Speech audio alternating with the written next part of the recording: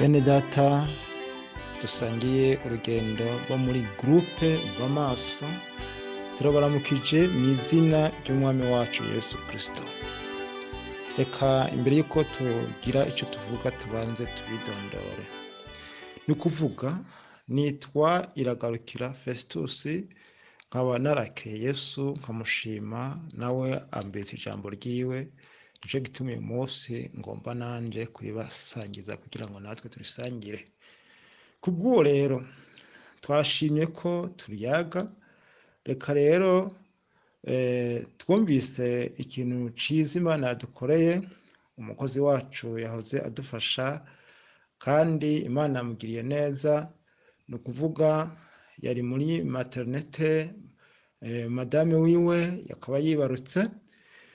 Ibyo rero yanezereje cyane kandi namwe nico muhimbariza umwami wacu, tugashimira Imana ko itwongeye umuntu azaza kudufasha mu rugendo rw'ijuru. Adufashe kuko turungutse umuntu Imana iduhaye umugambi bwayo. Iki ni ikintu ciza rero. Reka rero tuyage ijambo ry'Imana Imana yaduteguriye uyu munsi. Amajambo tugomba kuyaga uyu munsi n'amajambo avuga ibyo guhesha abantu umugisha, guhesha kuba umugisha w'abandi, ugahesha abandi umugisha. Reka turaberera ijambo ry'Imana riri mu gitabo citwa Itanguriro, muri bya bitabo bitanu vya Mose. Imana ihamagara uwo muntu yitwa Aburamu, imubwira amajambo aryoshe cyane. Uhoraho Uhoraho abarira Aburamu ati, va mu gihugu canyu no mu muryango wanyu no mu nzu ya so, uje mu gihugu nzokwereka. Nanjye nzoguhindura ubwoko bukomeye, nzoguha umugisha, izina ryawe ndarigire rurangiranwa, n'abandi baze bagire umugisha ku bwawe. Reka tubanze dusenge. Mu izina ryawe Yesu Kristo, turashima Mana nyir'ijuru, turagushimira ububasha n'ubushobozi bwawe. Raba mwami, tugomba kuyaga amajambo adasanzwe, amajambo yo guhindura, amajambo yo guhesha umugisha, amajambo akomeye, amajambo y'igitangaza. Mu izina rya Yesu Kristo, Mana turabigushimiye rero, turabigukengurukiye. Hezagira abantu bose bagomba kumva amajambo. Mwami wacu ugororotse, ubaha umugisha. Yesu bayakuremo umugisha. Mwami, umuhezagira wawe ubabeko, kandi mu nsozero azi kubahindura. Mwami, uyasiga amavuta. Urakoze, tubisenze mu izina rya Yesu Kristo, amen. Iri jambo rero rivuga ngo guhesha abandi umugisha ryatanguranye na Aburahamu. Ko ngomba ndarivuge. Imana yabwiye Aburahamu, iramubwira ati, va mu gihugu canyu no mu muryango wanyu no mu nzu ya so, uje mu gihugu nzokwereka. Nanjye nzoguhindura ubwoko bukomeye, nzoguha umugisha, izina ryawe ndarigire rurangiranwa, kandi n'abandi baze bagire umugisha ku bwawe. Ikintu nagomba rero tuyageko, kugira ngo abandi baronke umugisha ku bwawe, ku bwanje, abantu isi imererwe neza ku bwawewe. Ni ukuvuga aho uri abantu boroherwe, aho uri abantu baronka amahoro, bakira indwara, ivyo babuze babironke ku bwawe, ivyo bari barindiriye babironke ku bwawe. Ico nico tugomba kuyaga uyu munsi. Imana ibwira Aburahamu, nyagihe yitwa Aburahamu, ntiyari bwitwe Aburahamu. Imubwira ku nsozi y'iri jambo ngo n'abandi baze bagire umugisha ku bwawe. Uripfuza yuko nawe utahura iryo jambo ukaba umugisha w'abandi, abantu bakaronka umugisha ku bwawe.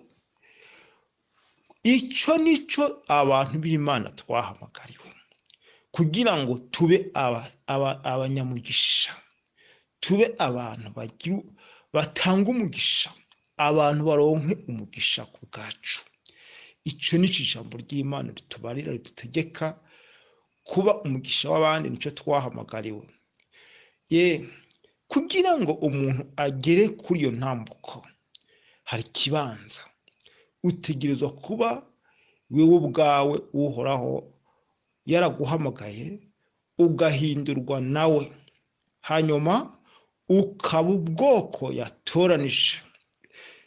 Ikintu gikomeye, Imana imubwira ati ku murongo wa mbere wa kabiri ngo nzoguhindura ubwoko bukomeye. utarahindurwa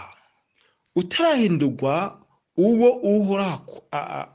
Uhoraho ashaka, nk'uko ubwoko ashaka, uw'umuryango w'Imana, uw'umuntu w'Imana, uw'ishusho y'Imana, ntushobora kuba umugisha w'abandi. Abantu barigana iby'imigisha, ariko nagomba kubwira umugisha w'Uhoraho uwo ari wo. Kuba umugisha w'Uhoraho, kugira umenye ibanga ryo kuba umugisha. Iki nico nagomba ndakubwire mwene data muri groupe w'amaso. Tumaze iminsi twiga amajambo y'Imana y'iherezo, ukuntu utegereza kwitegura tugwana intambara z'iki gihe cy'iherezo. Nanjye nagomba rero umenye ukuntu witegura, turetse kwitegura mu by'iki gihe, umenye n'ukuntu ubugingo bwawe bugenda, umenye ukuntu burakora muri iki gihe, kugira ngo ube umuntu ahesha umugisha abandi. Duhesha umugisha isi, dutegerezwa kuba abantu bahesha umugisha isi ni ukuvuga neza. Bajya abantu bataramenya Imana, bajya abantu batarakizwa, bajya abantu bifuza ubwami bw'Imana mugabo batarabushikamo. Erega nta muntu n'umwe atifuza kuzoja mu ijuru. Ijuru bararikunda, imborerwa zirarikunda, abasambanyi bararikunda, ariko batandukanywa nabyo kubera ibyaha byabo. Bagera nibo tubera umugisha. Basi rero mwene data, nagomba mvuge umugisha. Umugisha, mbega ijambo ry'Imana rivuga umugisha. N'umugisha umeze gute? Abantu turi kutuvuga umugisha baca bumva ubutunzi, baca bumva amafaranga, baca bumva amamodokari, baca bumva amazu meza, baca bumva inka nyinshi, baca bumva bijya bintu bikikije abantu mu ngo byinshi, ubutunzi, ibintu bitayega. Ibyo sibyo nise umugisha. Umugisha ndiko ndavuga uratandukanye n'ibi ngomba kuvuga, kuko ibyo nabyo birakenerwa, ariko ibyo ni nyongera biza ku mugisha Uhoraho yaba yaduhaye. Kuko ijambo ry'Imana rivuga ngo mubanze mwitwararike iby'ubwami bw'Imana no kugororoka kwayo, ibindi navyo muzovyongerwa. Ibyo nivyo twongerwa inyuma y'umugisha Imana duhaye, inyuma yo kugororoka kwayo mu gihe twitwararitse ubwami bw'Imana. Ico nico nagomba nsigure rero bene data. Ijambo ry'Imana tunyarukire mu gitabo c'imigani, turabe ijambo ry'Imana uko rivuga. Ijambo ry'Imana mu gitabo c'imigani igihimba n'icicumi ku murongo wa 22 havuga ngo umugisha w'Uhoraho atanga, umugisha w'Uhoraho ngo uratungisha kandi nta mubabaro awuvangamo. Umugisha w'Uhoraho uratungisha, nta mubabaro awuvangamo. Umugisha w'Uhoraho, sinavuze rero ubutunzi bwo mu isi. Umugisha nagomba mvuge ikintu bita umugisha. Iyo turiko twumva umugisha, abantu baca bumva ubwo butunzi bwo mu isi, ivyo bintu bikikije ingo, abantu, ibintu bitayega. Oya, sibyo nagombye kuvuga. Umugisha w'Uhoraho atanga, iyo tumaze kuwuhabwa, si kuwuhabwa gusa, uradutungisha n'ibindi biraza tukagira ubutunzi. Ariko ubwo butunzi ngomba gutangura kuvuga ni ubutunzi bwo mu buryo bw'impwemu. Ubutunzi bwo mu buryo bw'impwemu, ijambo ry'Imana ryerekana iby'ubwo butunzi. Reka turabe mu gitabo icete Pawulo yandikiye ishengero ry'Abanyefeso, Pawulo yigishije amajambo adasanzwe ku bw'ubwo butunzi. Turabe ariko yerekana iby'ubuntu bw'Imana ukuntu bwadukijije. Turabe mu gihimba cya kabiri mu gitabo icete Pawulo yandikiye Abanyefeso, ishingiro ry'Abanyefeso.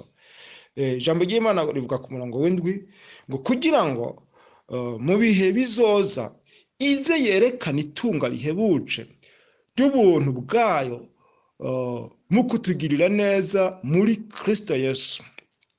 Yesu Kristo, ijambo ry'Imana Pawulo arivugaho ko ngo kugira ngo mu bihe bizoza ize yerekane itunga rihebuje ry'ubuntu bwayo mu kutugirira neza muri Kristo Yesu.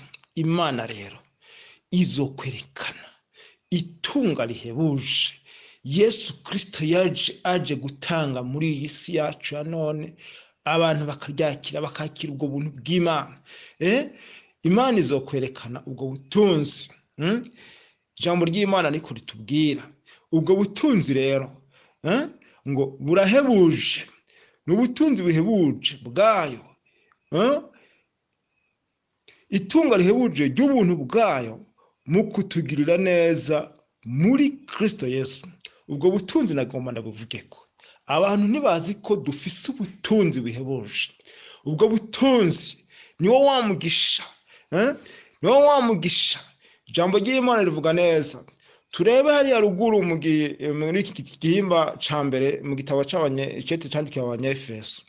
Pawulo ariko arasengera aba bantu b'Abanyefeso kugira ngo Imana ibahe kubimenya no kuyitahura. Kuri uyu murongo wa 18 na 19 yavuze ati yasenga kugira ngo, ijambo ry'Imana rivuga neza ngo kugira ngo mumenye, ku murongo wa 18, kugira ngo mumenye ivyo mwizigirwa no guhamagara kwayo y'ivyo ari vyo, mumenye n'itunga ry'ubwiza bw'ishamvu ifise mubera. Mumenye ngo mumenye itunga ry'ubwiza bw'ishamvu ifise mubera. N'amajambo adasanzwe. Icya mbere, itunga ry'ubwiza bw'ishamvu ifise mubera. Dufise ubutunzi, ijambo ry'Imana rivuga neza ngo dufise ubutunzi, itunga ry'ubwiza bw'ishamvu ifise mubera. Dufise ubutunzi Imana yaduhaye bw'ubwiza. Iyo tuvuze ubwiza, si bya bindi byo kwimonora, si bya bindi byo guhinga imishatsi, si bya bindi byo kwigira neza, kwisiga. Oya, n'ubutunzi bw'ubwiza Imana itanga ku bantu babwiteza bakabwakira. Abantu bategerezwa kuronka ubwiza bw'Imana, ubushobozi bw'Imana, ubwiza bw'Imana. Abantu bakaba nk'uko Imana bishatse, abantu bakaba nk'uko Imana yabigonze. Ubwo nibwo butunzi bw'ubwiza. Ni ukuvuga abantu bakagendera mu mico y'Imana, abantu bakagendera muri kamere k'Imana, abantu bakaba mu bugombe bwayo. Ubwo bukaba ubutunzi. Ni ukuvuga ahari ubwo butunzi rero ntibunyegezwa. Ni ikintu kiryoshye cyane. Turabandanya ku karongo ka 19 ngo mumenye n'ubwinshi bihebuje bw'ubushobozi bwayo ikoreshereza muri twebwe abizera, nk'uko kwa gukora kukubaha Imana k'ubushobozi bwayo kungana.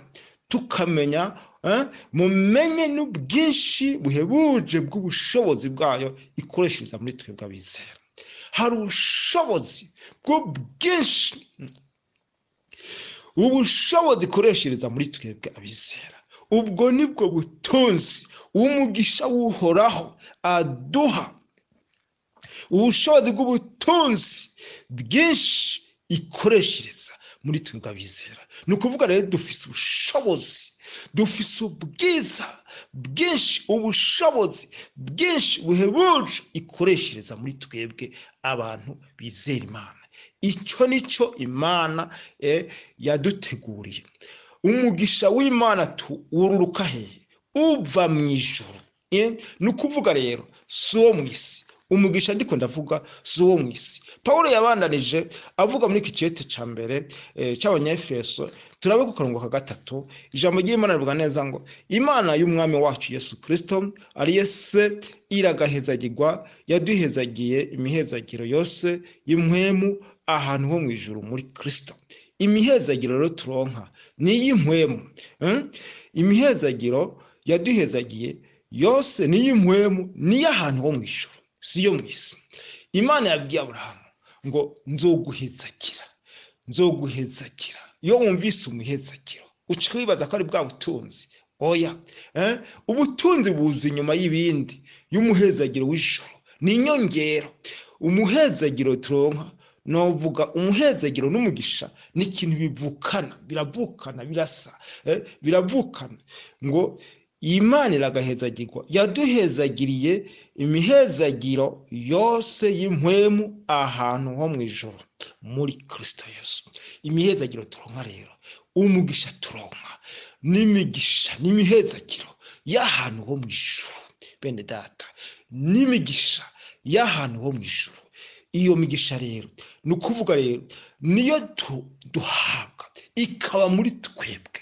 Hanyuma rero ijambo ry'Imana ritubwira neza ko ubwo butunzi bukabikwa muri twe turi nka ordinateur niyo umuntu ayifite ayibikamwo icyo akeneye cyose, kandi ntikize gitakare, aho azagikenerera akazogikuraho akiraba nk'uko yagigeneye ko gikora igikorwa cyacu.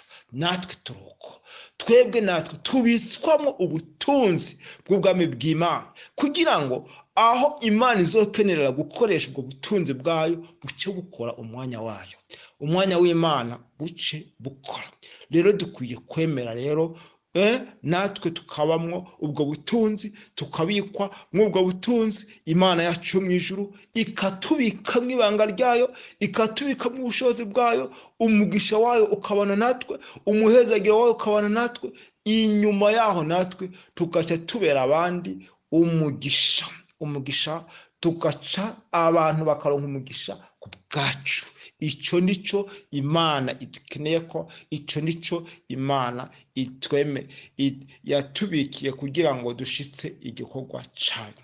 Bene data, groupe w'amaso, nashaka ko tuba abantu natwe tubera umugisha abandi.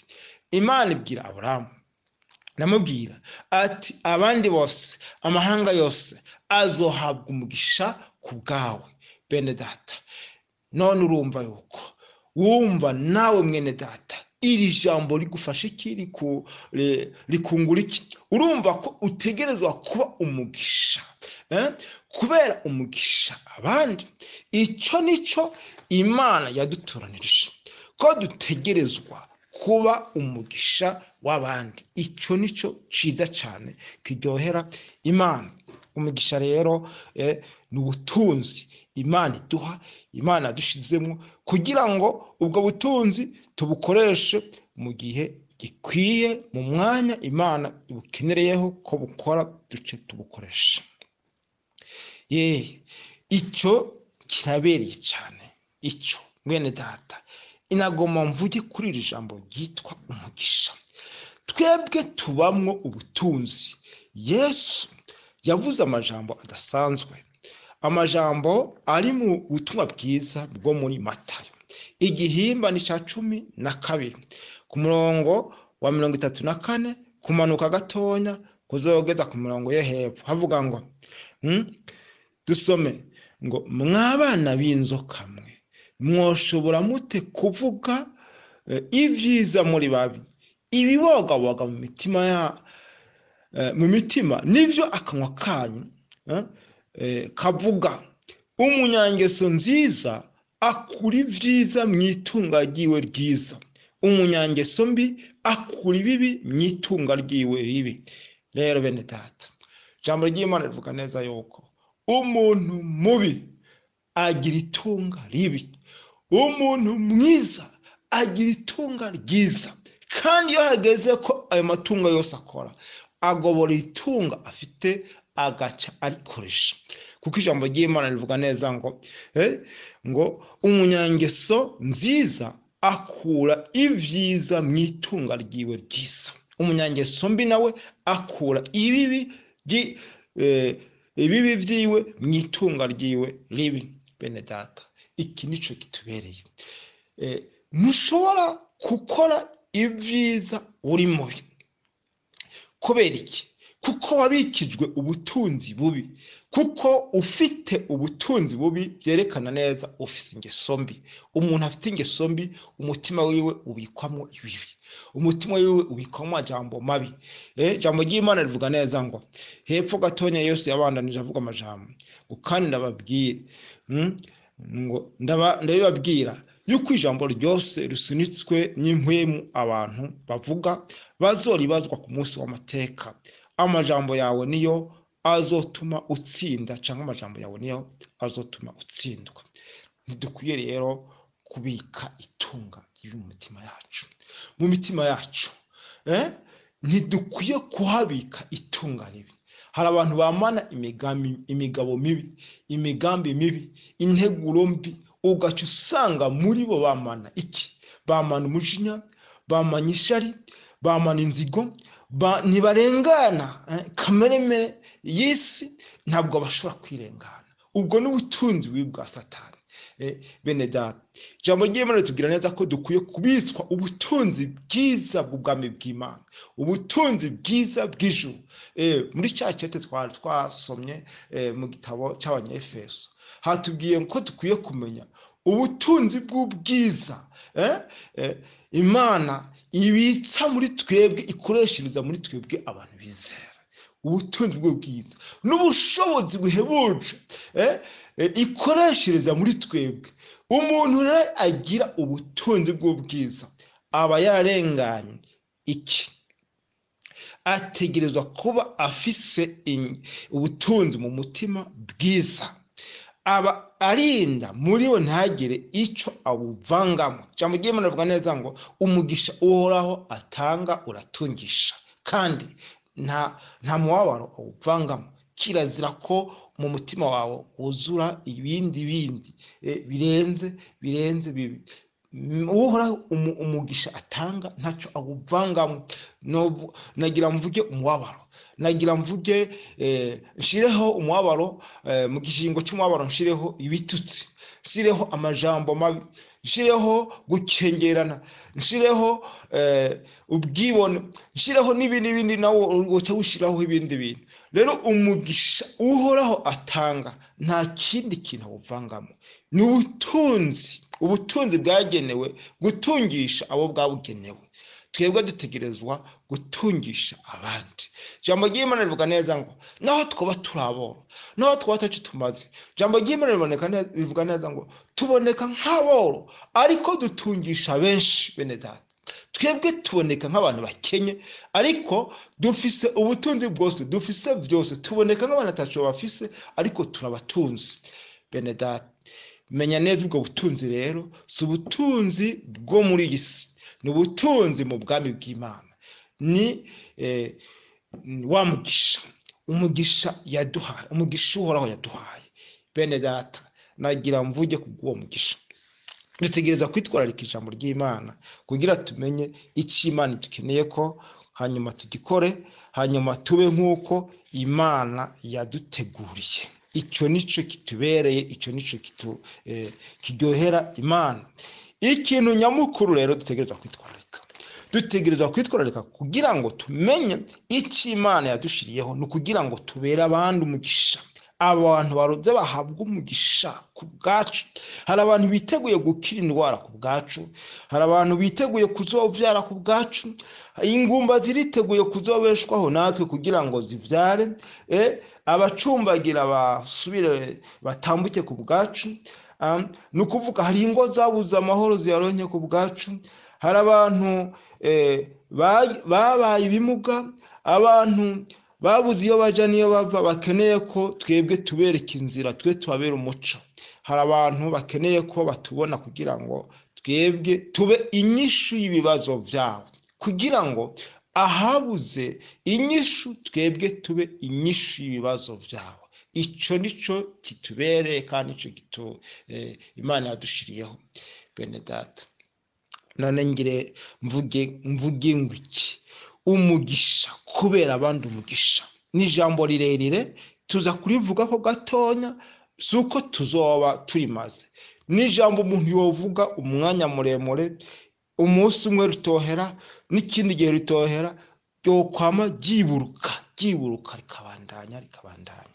Umugisha, Imana ibwira Aburahamu ati abantu bazohabwa umugisha ku bwawe, none nawe uriho mu gishingo ca Aburahamu.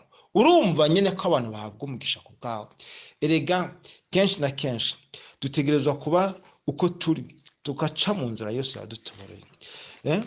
Yesu yavuze ijambo ridasanzwe avuga ati ntimugasubirize umuntu mu nkoko ikibi yabakoreye. Abantu benshi ntibagomba ko babera umugisha abansi, ntibagomba ko babera umugisha abagiriye nabi, ntibagomba ko babera umugisha abantu babanka, abantu bafite ibyo bapfuye. Ariko bajya nyene nibo tubera umugisha, bajya batugiriye nabi, bajya batudendereje, bajya badusharitse, bajya batugiriye ibibi, bajya birirwa batwambika ibara, bajya birirwa batuvuga, bajya nyene nibo tubera umugisha. Hanyuma bakamenya neza yuko turi abantu b'Imana, tukabatura ko amajambo meza, tukabagirira neza, tukabafasha, tukabakenura ibyo badashoboye, tukaba twogerageza neza kugira ngo tubabere umuco, tubabere icyitegererezo. Kandi ijambo ry'Imana ritubwira neza ngo umunsi wawe niyasonze umugaburire, hanyuma akeneye amazi umuhe icanwa, hanyuma ngo wewe uzura umurunze ko amakara yaka ku mutwe. Wewe ijambo ry'Imana rivuga neza yuko udakwiye gusubiriza mu nkoko umunyakibi. None mwene data, ba umugisha kubera abandi umugisha. Birashoboka ku kanwa kawe, utegerezwa kumenya neza ku kanwa kawe, akanwa niko gasohoka kerekana ubutunzi ufise. Kuko ufise itunga ribi, ibibogaboga mu kanwa kawe nivyo akanwa, ibibogaboga mu mutima wawe nivyo akanwa gatuntumukana. Rero nagira nkubwire mwene data, iki nico womenya ugatahura. Ikintu ubutunzi buri mu mutima wawe nibwo usohora, nibwo werekana, kandi abari hariya bakabona yuko wewe ufise ubutunzi canke ko atabufite.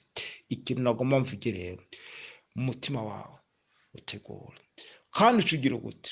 Utegura akanwa kawe kugira ngo kabe kejejwe. N'iryari dushobora kubera abandi umugisha? N'iryari dushobora kubera abandi umugisha? N'igihe wewe uba ufise akanwa kejejwe, ubitswemo ku butunzi, warangiye ko ubutunzi bukubamwo, warangiyemo kamere ka kera, wa muntu wa kera ko akubamwo. Ni ukuvuga niko kamere twavukanye, twarukanye, twakuranye, kajya tukagahindura, hanyuma tukambara wa muntu mushasha ari we Kristo. Reka rero turabe ijambo ry'Imana uko rivuga. Ijambo ry'Imana mu gitabo c'Imigani igihimba ca 17 havuga amajambo adasanzwe. Turabe mu gitabo c'Imigani igihimba ni ca 17.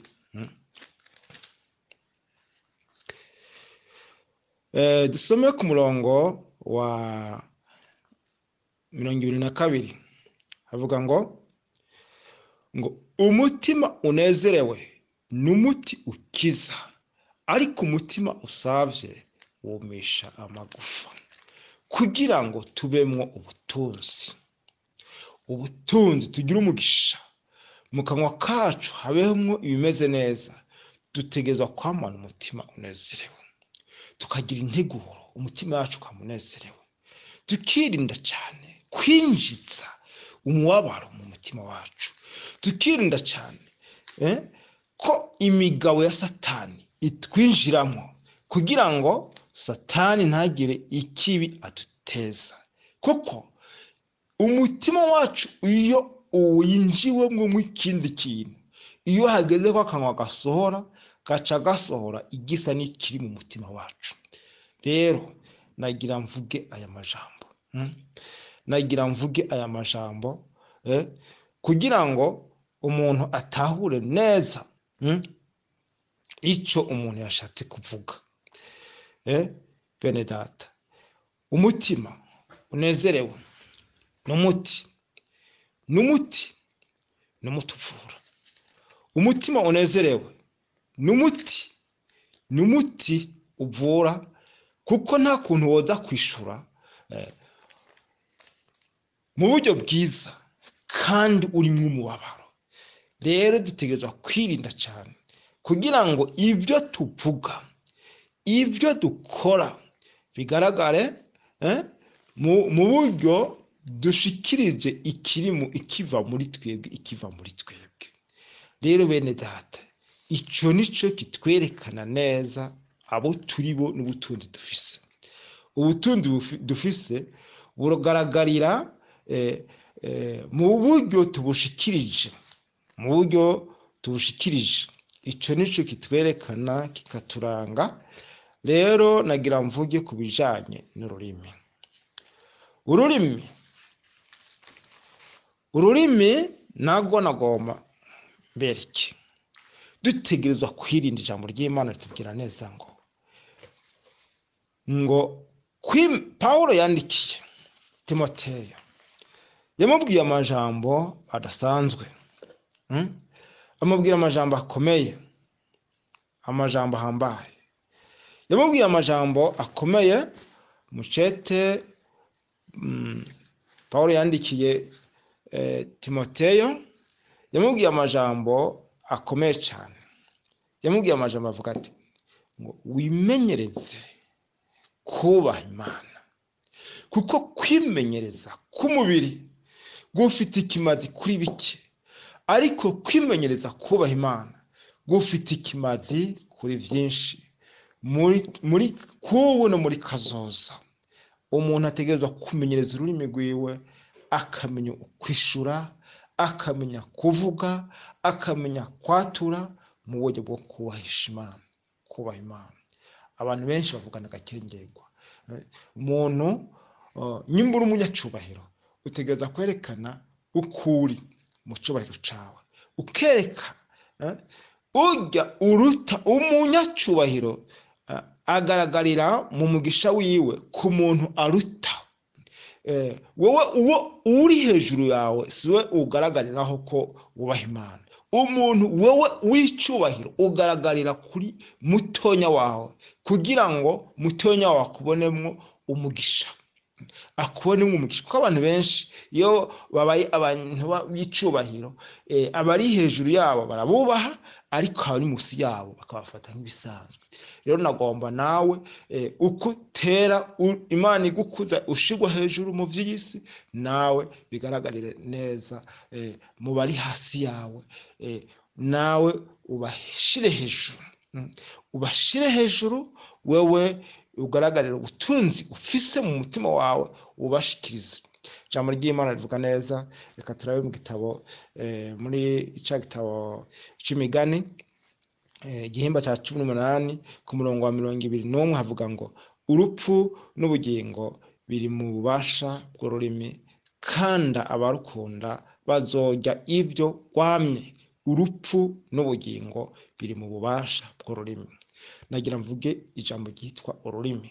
Ururimi ikintu kibi cyane. Ururimi urumva rufise ububasha bw'urupfu, rufise ububasha kandi bw'ubugingo. Ururimi rurica. Yakobo avuze yuko mu rurimi ni ikintu kibi, ruracambagira, ni kibi kigerekeranije cyane. Mu rurimi harimo kuvuma. Ururimi Yakobo yarugeranije nuko ngo rushobora kuvamo imbizi irimwo amazi asusa andi nayarura. Nagomba mvuge urupfu n'ubugingo. Wirinde cyane ururimi, kuko mu rurimi niho ubutunzi bwawe buca buserukira buvuye ndani, kuko ngiye wogagwa mu mutima n'ivyakanwa gaserukana. Nagira mvuge rero mwene data, groupe y'amaso myitegure kugira ngo ubutunzi bwanyu mu bungabunge bugaragare kandi mubera abantu umugisha, kuko icyo twe dukora turatura ibyiza ku bantu bikaba, turatura amahoro ku bantu bukaba, turatura ku bagwaye bagakira, turatura ku babuze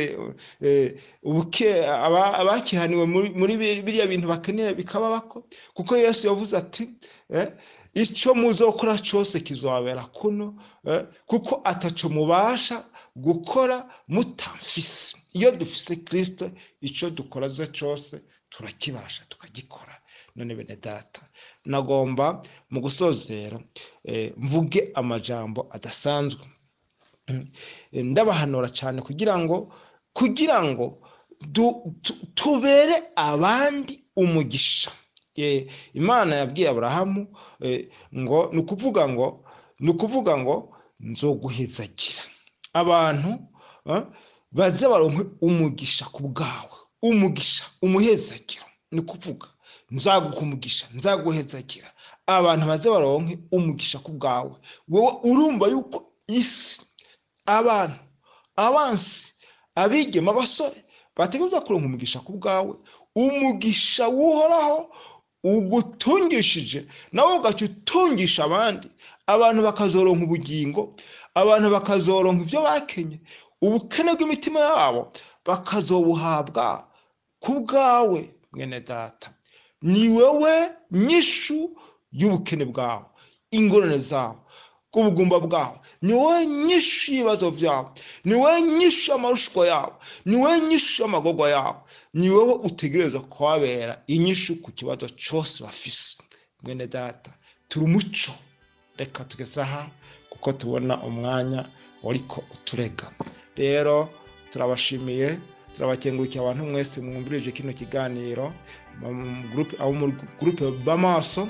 Kumbe Imana ntiyabikunda tuzosubira ikindi gihe, Imana ntiyabikunda ikaduha uwundi mwanya tuzosubira bishoboka. Turashobora Imana ibiduteguriye tukazofata uwundi mwanya tukabandanya.